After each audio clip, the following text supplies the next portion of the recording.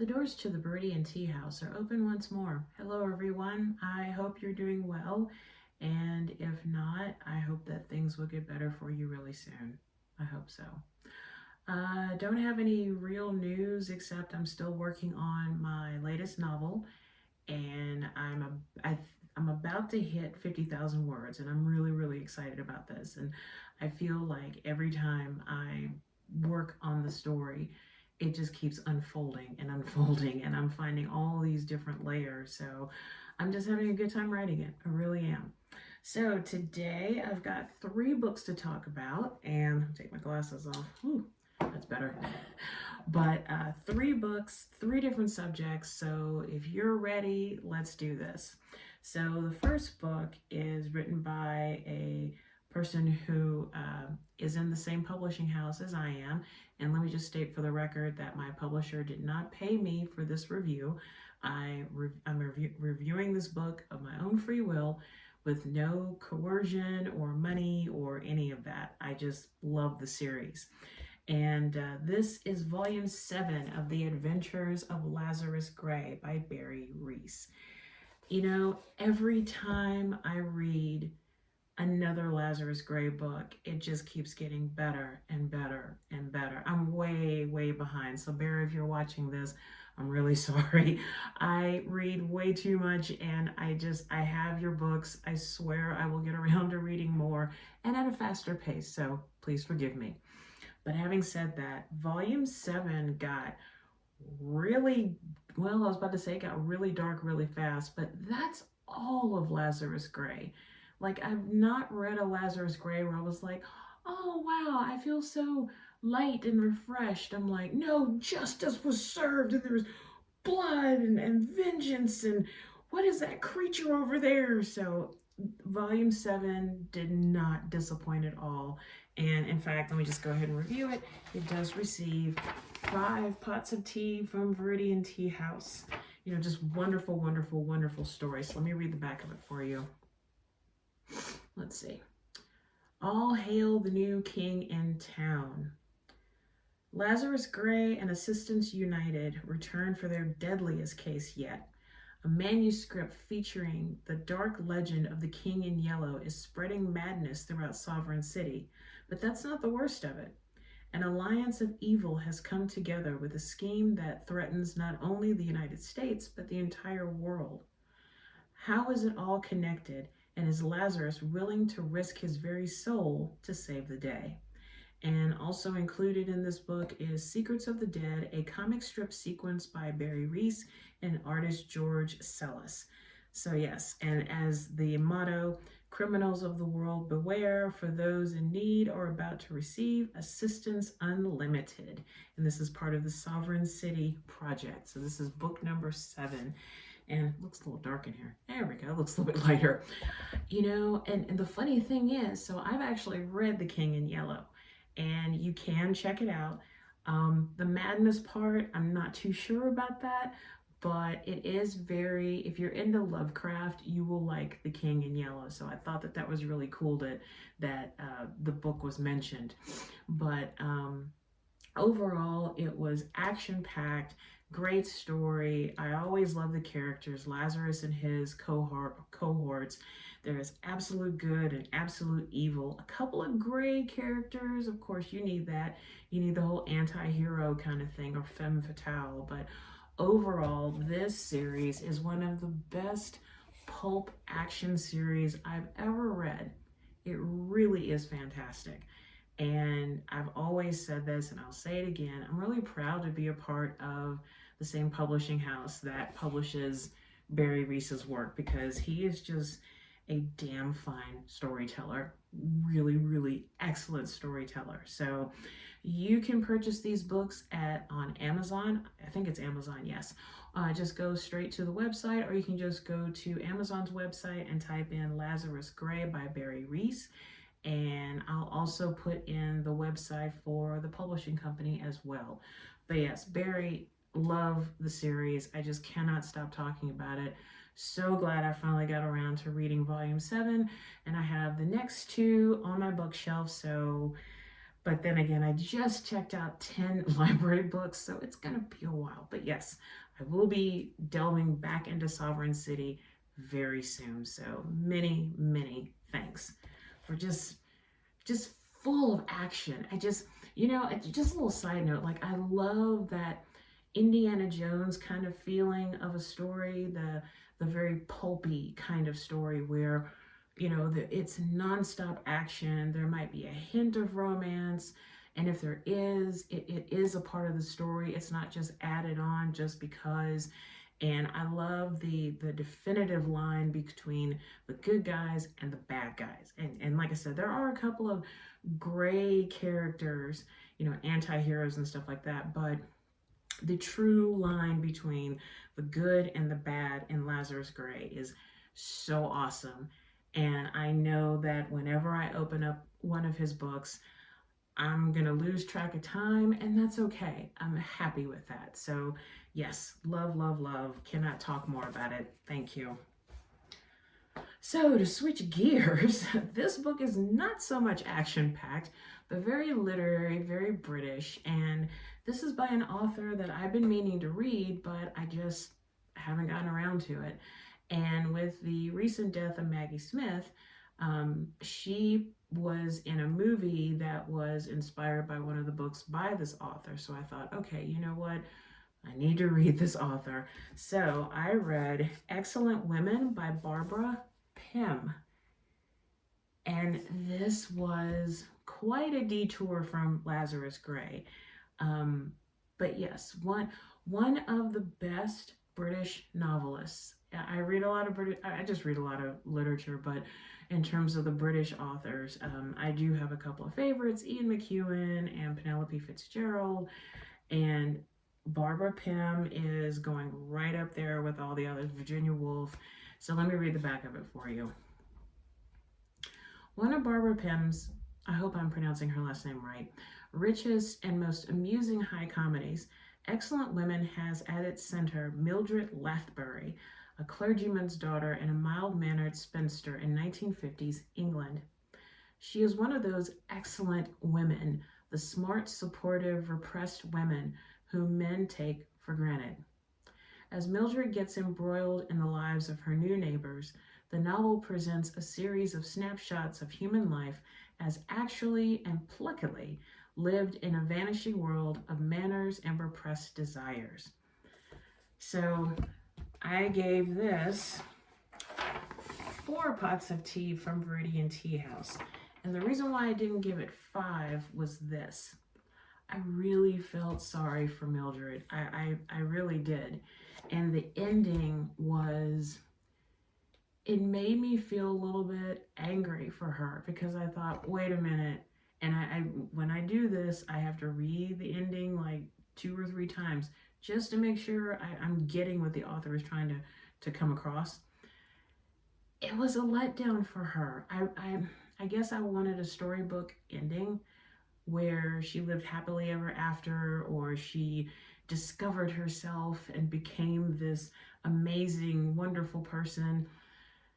And as I just said that, I realized she does come into herself by a series of a lot of fortunate and unfortunate events. And at the end, she realizes that her life is really not as dreary as she thought it was, or people told her it was. But the ending was just, it was good. I can't give it away. It was good, but it wasn't satisfying to me. So I'm being a little bit selfish, so my apologies. But overall, there were some humorous moments. This is very, very British. And I loved the portrayal of the excellent women, where you just couldn't help but feel sorry for them.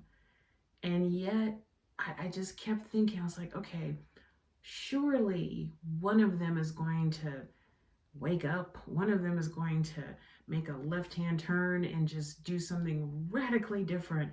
But then again, I'm thinking of this book from a 2024 perspective and not when the book was written.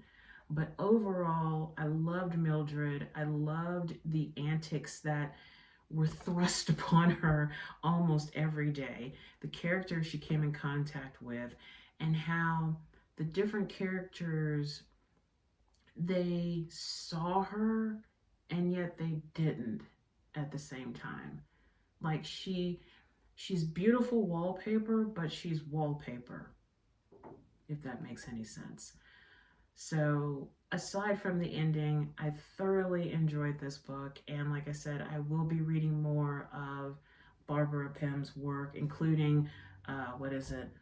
Miss Jean Brodie, which was what the film that Maggie Smith was in, The Prime of Miss Jean Brodie, that's right. So, but yes, this was a great introduction to this author, and I'm just looking forward to reading more of her work. So, oh, and about the author. So Barbara Mary Crampton Pym, she lived from 1913 through 1980, was a British novelist best known for her series of satirical novels on English middle-class society. This is very satirical black humor. A graduate of St. Hilda's College, Oxford, Pym published the first of her 9 novels, Some Tame Gazelle, in 1950, followed by 5 more books. Despite this early success and continuing popularity, she went unpublished from 1963 to 1977. Her work was rediscovered after a famous article in the Times Literary Supplement in which 2 prominent names, Lord David Cecil and Philip Larkin, nominated her as the most underrated writer of the century. Her comeback novel, Quartet in Autumn, was nominated for the Booker Prize. So, yes, I cannot wait to return to her world. But yes, if you're looking for a nice satirical author who's British and deals with excellent spinster women, you cannot go wrong with this book. Not at all. Great, solid read. And now, book number 3, I just got from Arapahoe Libraries, yay, and I read it in 2 days. And as I told my boyfriend, I could not put it down. I got sucked into the way that this author used his words and the story and the characters and the situation. And this was also a novel where I read the ending and the epilogue several times to go, did I just read what I thought I read? Okay, this is my interpretation, but I think this is right. But this is one of those novels, it was recently published too, but this is just one of those novels where I really could not put it down. And I cannot wait to see what this author is going to write in the future. And this is Fervor by Toby Lloyd. I'm going to read the dust jacket for you. A chilling and unforgettable story of a close-knit Jewish family in London pushed to the brink when they suspect their daughter is a witch. Hannah and Eric Rosenthal are devout Jews living in North London with their 3 children and Eric's father, Yosef, a Holocaust survivor. Both intellectually gifted and deeply unconventional, the Rosenthals believe in the literal truth of the Old Testament and in the presence of God in everyday life. As Hannah prepares to publish a sensationalist account of Yosef's years in war-torn Europe, unearthing a terrible secret from his time in the camps, and it was pretty bad, Elsie, her perfect daughter, starts to come undone. And then, in the wake of Yosef's death, Elsie disappears. When she returns, just as mysteriously as she left, she is altered in disturbing ways. Witnessing the complete transformation of her daughter, Hannah begins to suspect that Elsie has delved too deep into the labyrinths of Jewish mysticism and gotten lost among the shadows. But for Elsie's brother, Tovia, I love that name, a brilliant yet reclusive student struggling to find his place in Oxford, the truth is much simpler. His sister is the product of a dysfunctional family, obsessed with empty rituals, traditions, and unbridled ambition. But who is right? Is religion the cure for the disease, or the disease itself? And how can they stop the darkness from engulfing Elsie completely? Alive with both the bristling energy of a great campus novel and the unsettling, ever-shifting ground of a great horror tale, Fervor is at its heart a family story where personal allegiances, compete with obligations to history and to mysterious forces that offer both consolation and devastation. And about the author, Toby Lloyd, he was born in London to a secular father and a Jewish mother. He studied England at Oxford University before moving to America to pursue an MFA in creative writing at NYU. He has published short stories and essays in Carve magazine and the Los Angeles Review of Books, and was longlisted for the 2021 V.S. Pritchett Short Story Prize. He lives in London. So, in reading this story, I had a lot of questions, and I thought, okay, was Elsie, what she went through, was that the product of something supernatural?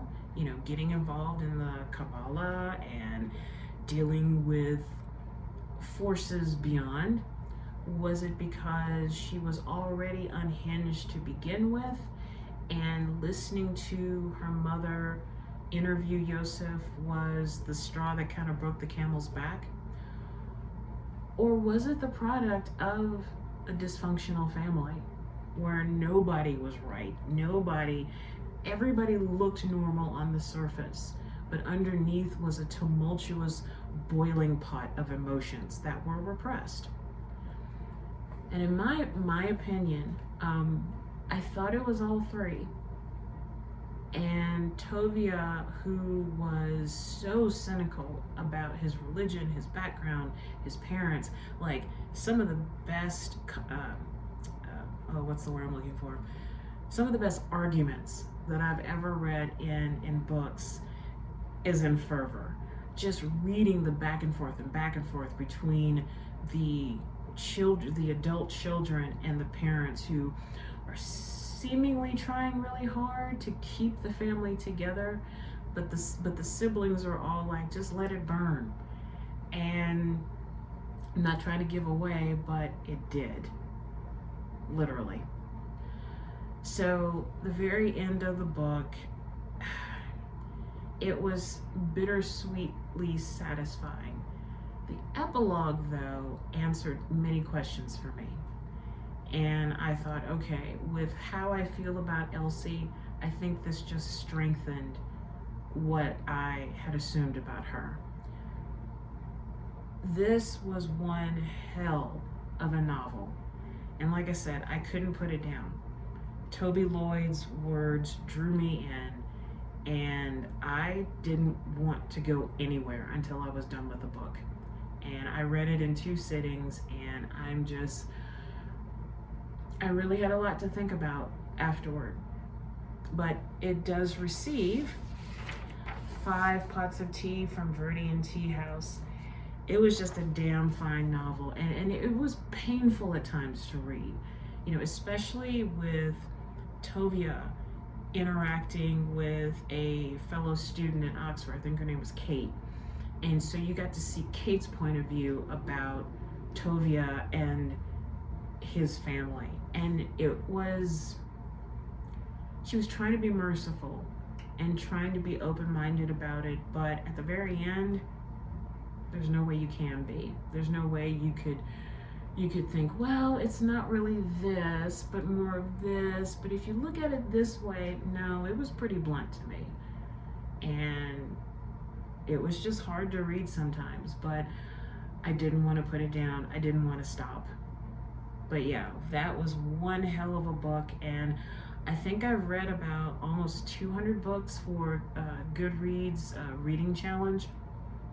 This is one of the few where I just kept saying, that was one hell of a read, and I wish I could go back and read it again, which I probably will in a couple of years, because it lingered with me for quite some time, and the characters made their imprint in my mind.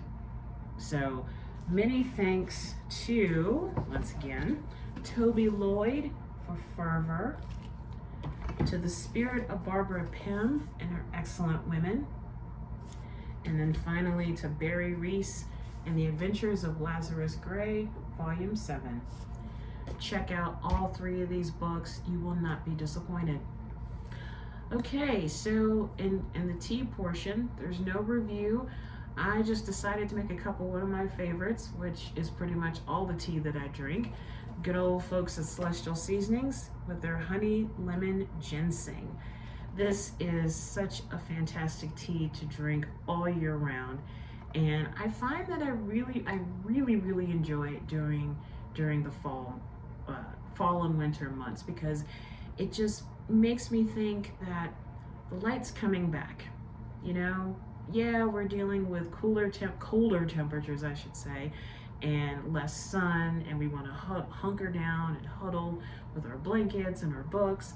But this is the kind of tea that you should have with your book, and it just makes you feel so good and kind of filled with a little bit of light. So the ingredients, let's see, it's green tea, white tea, honey flavors, eleuthero, licorice, lemon verbena, ginger, roasted chicory, and Asian ginseng. So you cannot beat it. This is quite a good tea blend to drink. So from me to you, a little bit of honey, lemon, ginseng.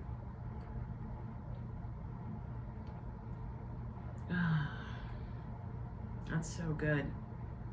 Absolutely delicious. And you get all of the flavors in one sip, and it's all blended so well.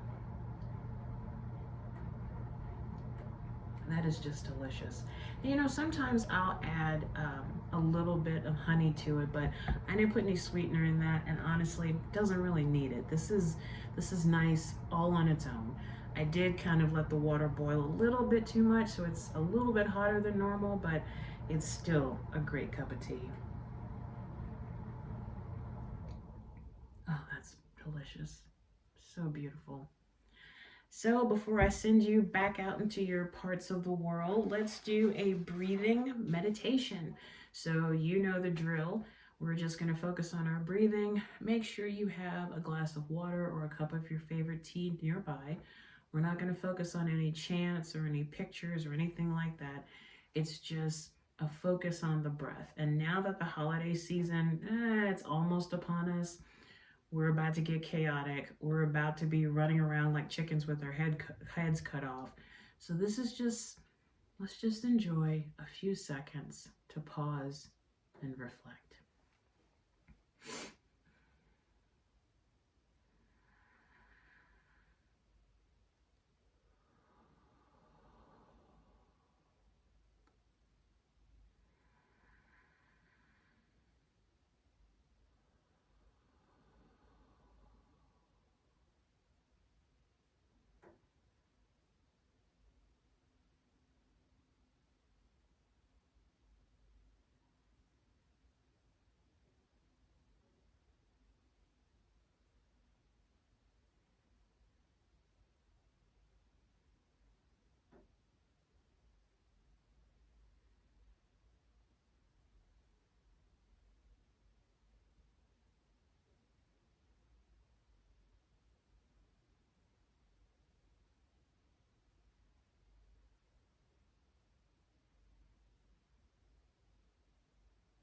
And now let's end this breathing meditation with a deep breath in through the nose and out through the mouth.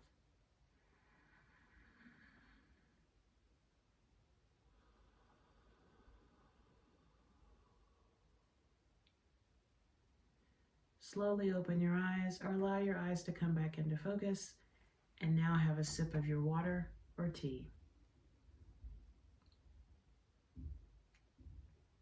That's wonderful. So that's all I have for today. Many thanks to the authors, both living and deceased, for their incredible usage of words. To the good folks at Celestial Seasonings for always lovely cups of tea. And finally, to all of y'all for watching these videos. Thank you so much. I truly do appreciate it. I really do. And oh, before I go, I just want to let you know that I am now on Blue Sky. So this is the new social media that everybody's going to. And so far, I have to admit, you know, I'm really on just out of curiosity. And so far, it's been quite the pleasant experience. So if you're on Blue Sky, I'll put my Blue Sky handle out there on the video so you can follow. And all my Viridian Tea House videos will be posted to Blue Sky, in addition to Instagram and also Facebook. So hope to see you on Blue Sky soon. So that's all I have for today. As always, take care of yourself and each other. Raise your Medusa teacup high. And remember that to drink tea is to enjoy life. I will see y'all really soon. Bye for now.